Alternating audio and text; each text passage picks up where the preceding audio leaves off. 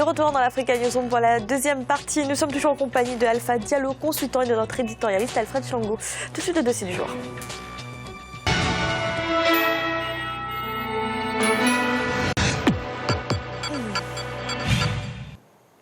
Lors de la dernière conférence mondiale sur le climat, l'Afrique a été désignée zone prioritaire pour le développement des énergies vertes. Le continent possède d'ailleurs d'importantes ressources géothermiques en Afrique de l'Est, hydrauliques en Afrique centrale ou encore éoliennes sur la façade atlantique. Mais ce potentiel est encore largement sous-exploité. De l'admirable Bissou.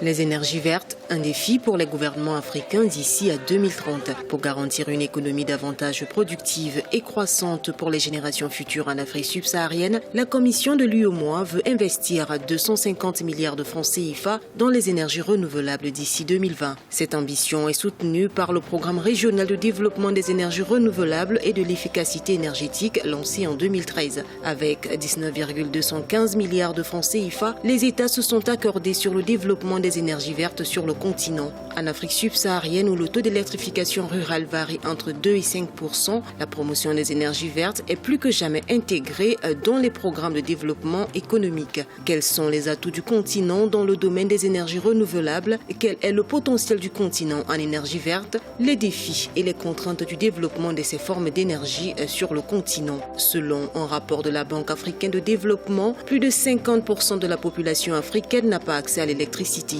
Ce constat, ainsi que les prévisions de croissance économique sur le continent, vont entraîner d'ici 2025 des besoins accrus en énergie. C'est pourquoi, du nord au sud, de l'est à l'ouest du continent, des projets en énergie renouvelable voient le jour. D'autres en chantier sont en cours de construction et ambitionnent de faciliter l'accès à l'électricité dans les zones urbaines et dans les zones rurales. Les énergies vertes se présentent dès lors comme une solution alternative et durable sur le continent.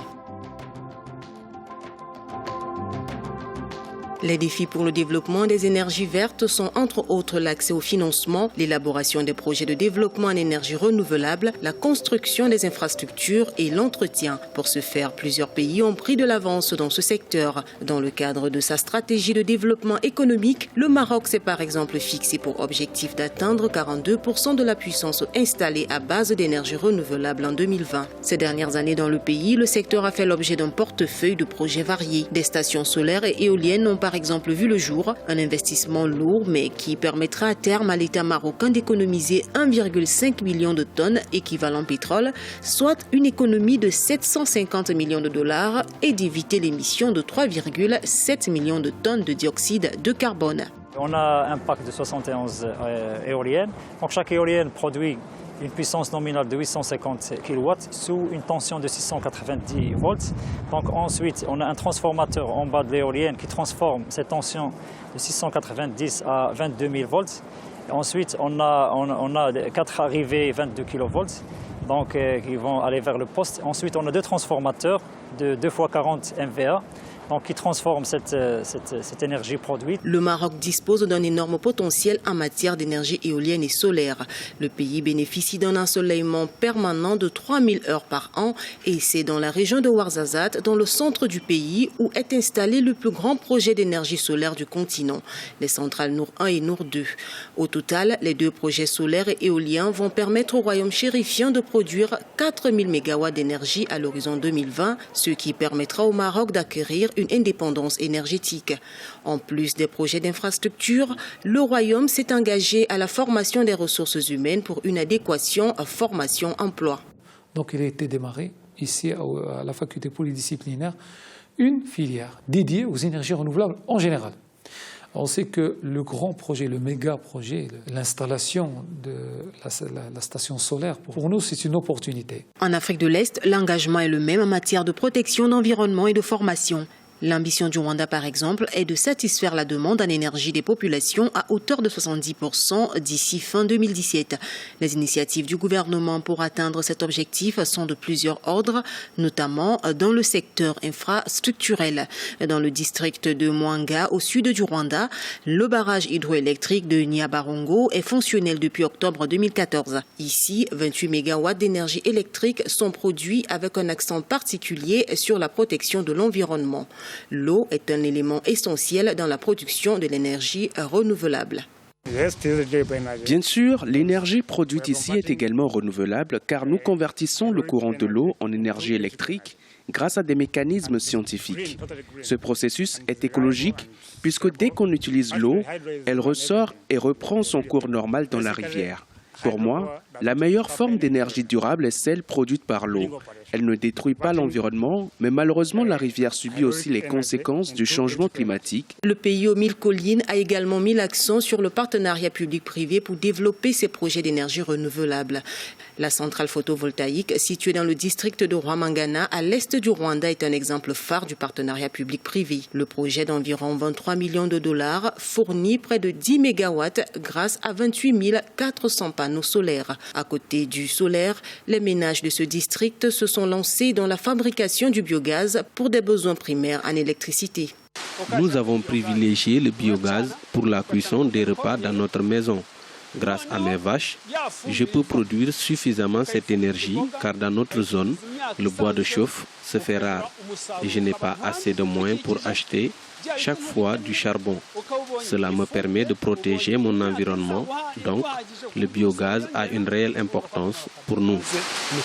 Pour apporter des réponses aux multiples appels lancés par les citoyens, l'État burkinabé en octobre 2016 a mis en place l'Agence nationale des énergies renouvelables et de l'efficacité énergétique. Cette dernière vise l'accroissement à 85% du taux d'électrification qui est actuellement à 18%. À travers cette institution, les autorités prévoient de doubler de 5 000 à 1 million le nombre d'abonnés à l'horizon 2020. L'avantage principal qui incite les États à s'engager dans les énergies vertes, c'est la stabilité des prix dans le secteur.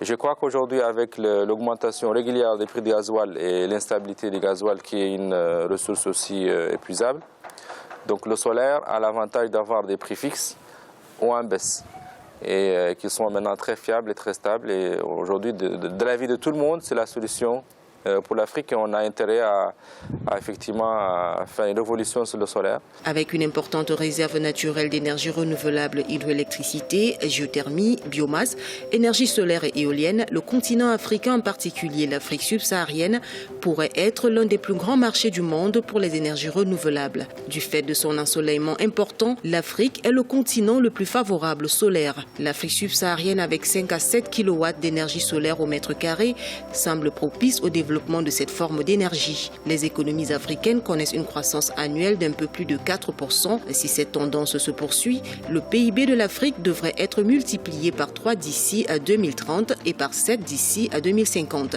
Un secteur énergétique plus performant permettra d'accélérer le rythme de l'essor économique du continent. Aussi, développer des sources d'énergie non polluantes se présente comme un atout pour les économies africaines. Alpha Diallo, les énergies vertes, c'est aujourd'hui l'une des principales solutions au problème d'accès à l'énergie en Afrique ? Ça peut être une solution. D'ailleurs, c'est la meilleure des solutions parce que c'est la solution qui ne dépend pas des fluctuations du marché. Comme disait dans le reportage, que c'est la solution dont les prix, par exemple, ne dépendent pas de la fluctuation du prix du baril du pétrole. Et c'est la solution naturelle, comme disait Ségolène Royal, qui était candidate à l'élection présidentielle en 2007, qui disait que la meilleure façon d'aider l'Afrique, c'est de permettre aux populations africaines d'être indépendantes énergétiquement. Et de la première façon de le faire, je pense que c'est d'utiliser l'énergie naturelle. L'énergie naturelle aujourd'hui, c'est le solaire, par exemple. Quand on prend ce cas-là. Je vais vous prendre l'exemple de la Guinée où, depuis ces 20 dernières années, il y a eu 3 barrages hydroélectriques qui ont été construits, mais tous ces barrages-là dépendent de la pluviométrie. Donc, la population de Conakry a de l'électricité tant que les rivières sont remplies. Dès qu'il y a moins d'eau, il n'y a plus d'électricité. Vous voyez que donc il y a de gros investissements, mais vu qu'il y a des facteurs extranaturels qui ne dépendent pas du gouvernement pour produire de l'électricité, pendant la période pluvieuse, il y a de l'électricité, que pendant la période sèche, il n'y a pas d'électricité. Si on avait investi dans l'éolien ou bien on avait investi dans l'énergie solaire, je pense qu'on n'aurait pas eu ces difficultés-là. Donc la meilleure façon aujourd'hui de permettre aux Africains d'avoir de l'électricité, d'être indépendants et d'avoir une maîtrise sur les prix, donc d'inciter aux populations de payer régulièrement leur facture d'électricité, c'est d'investir dans ces énergies-là. Mais Alfred, est-ce que les États africains sont assez sensibilisés à l'importance de ces énergies vertes ? Bon, disons disons que depuis qu'il y a eu, j'allais dire, la COP 21 et puis la COP 22 au Maroc, COP 21 à Paris et puis 22 au Maroc, les pays africains sont véritablement engagés dans la maîtrise et l'appropriation de ces énergies vertes et énergies renouvelables. Le Maroc, on l'a cité déjà un exemple avec Nour 1 et puis Nour 2 qui est en train d'être construite, et donc là il y a vraiment une maîtrise. Alors, mais l'une des difficultés justement du solaire, c'est les pertes d'énergie entre le point de production et le point de transformation, ce qui n'est pas le cas de l'éolien, parce que là, la transformation se fait sur place et puis il y a redistribution directement dans le réseau, et donc c'est pas la même chose.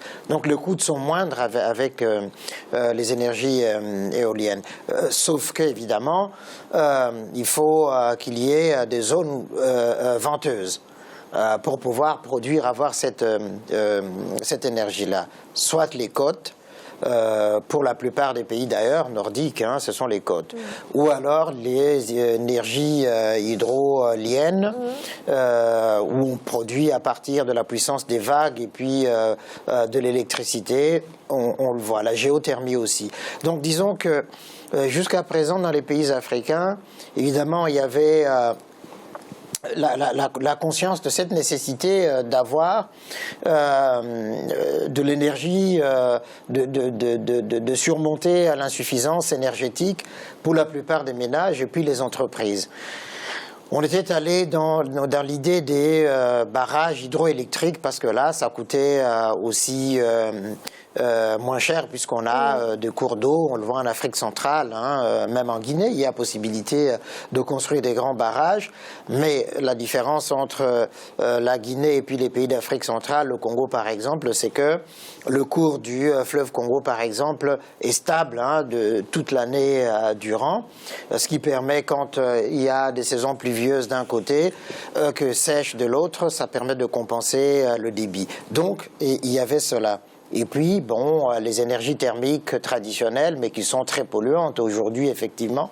La conscience de tous, c'est d'aller vers ces énergies vertes-là. Tous les chefs d'État sont conscients de cela, tous les pays. Mais c'est le problème des financements aussi. Oui, justement, avec tout ce potentiel, on parle d'un potentiel qui est là, mais qui est largement sous-exploité. D'après vous, Alpha Diallo, quels sont les blocages qui existent aujourd'hui? D'abord, la première des choses, c'est la volonté politique. Il faut que les chefs d'État sortent des discours creux qu'ils ont l'habitude de faire devant les tribunes des Nations Unies ou bien au niveau de l'Union africaine pour aller vraiment des partenariats publics-privés. C'est-à-dire que l'État se dise je veux investir ça, et qui servent des partenaires qui lui permettra de l'aider et de l'accompagner non seulement dans la mise en place mais aussi dans la gestion, parce que une fois qu'il s'est mis en place et qu'on laisse à l'État de gérer, on sait que dans quelques années il n'y aura plus rien, parce que les agents ils vont tout détourner, ils vont détourner toutes les recettes, il y aura du pillage. Donc du coup, moi je pense, il faut se saisir des fonds qui existent. Le président Obama avait mis en place le Power Africa qui permet aux pays africains d'avoir du financement. Et il y a beaucoup d'autres fonds qui sont disponibles aussi sur le marché qu'il faut exploiter. Mais il y a également des grandes entreprises. Alors justement, quand on parle de ces énergies vertes, on parle des coûts ensuite pour l'entretien des installations, même pour le consommateur qui seront moindres. Mais pour la mise en place de ces infrastructures, ce sont des investissements. Est-ce que les États africains sont en mesure de supporter ces investissements, Alfred? Aujourd'hui, aucun État africain par lui-même ne peut supporter ce coût-là. Il faut des partenariats, Alpha Diallo a dit public-privé, mais entre les États et puis les institutions internationales qui s'occupent de ces financements, mais alors financés à des taux raisonnables. Ça ne peut aller que dans ces sens-là. Parce que sinon, déjà avec le budget serré de la plupart des pays africains, c'est impossible. Donc il faut trouver l'argent où... Et de toute façon, on l'a vu, Power Africa, bien sûr, d'Obama, mais Trump est en train de rogner là-dessus, donc bientôt ça va être peau de chagrin. Ouais. Mais c'est surtout le Fonds des Nations Unies qui est en train d'être mis en place. Bon, et puis la COP 21 avait promis 100 milliards comme ça, et donc on en est encore là pour ce financement-là. Et puis, il faut aussi qu'au niveau continental, parce que le NEPAD, qui est le programme, le projet phare de l'Union africaine, puisse être financé par l'Afrique, par l'Union africaine. Il y a des banques qui sont là, la Banque africaine de développement, Ecobank, des banques privées qui existent en Afrique, qui peuvent aussi être des partenaires au financement de tout ce projet d'énergie verte. Alpha Diallo, quels vont être les avantages concrètement pour le consommateur africain si on passe aux énergies vertes? Donc, pour le consommateur, comme on disait au début, c'est que le prix la production va être tout à fait naturelle et qu'ils ne vont pas dépendre des fluctuations, les fluctuations pluviométriques ou donc des prix stables, des prix stables, donc des prix stables et voire en baisse. Parce que si tout de suite les installations sont bien faites et que au début, les consommateurs payent beaucoup plus cher pour rembourser les investissements et qu'au fil du temps, au fur et à mesure qu'il y a l'usure et qu'on peut baisser les prix, donc ça devient une incitation à la fois pour les consommateurs de s'abonner et en plus de payer régulièrement. Donc ça, c'est un avantage colossal. Deux, c'est d'avoir de l'électricité tout le temps. On sait qu'il y a beaucoup de micro-entreprises qui peuvent fonctionner, mais qui dépendent beaucoup de l'électricité. Ils n'ont pas des moyens d'avoir des groupes électrogènes ou bien pour pouvoir... Qui polluent beaucoup pour pouvoir se développer. Donc, s'il y a de l'énergie régulièrement, il y a beaucoup d'entreprises qui peuvent se développer, donc la création d'emplois. Donc, non seulement les gens vont créer des micro-entreprises qui permettent d'avoir un emploi, de s'auto-employer et en plus de créer des emplois à côté. Donc l'indépendance énergétique, la stabilité des prix et en plus la création d'emplois, qui sont des facteurs qui sont non négligeables aujourd'hui pour la population africaine. Alfred, les avantages pour les populations africaines, c'est ce qu'il y aura de plus concret avec ces énergies vertes? Ça devrait être cela, pas seulement pour les populations, mais pour les entreprises et puis surtout la protection de l'environnement. Aujourd'hui, par exemple, la plupart des villes sont polluées de 1000 manières. Vous avez de l'électricité, on peut collecter les déchets et puis on peut les transformer. Aujourd'hui, ici en France, on les retransforme en énergie, etc. À travers le monde, il y a beaucoup de choses qui se font dans ces sens-là.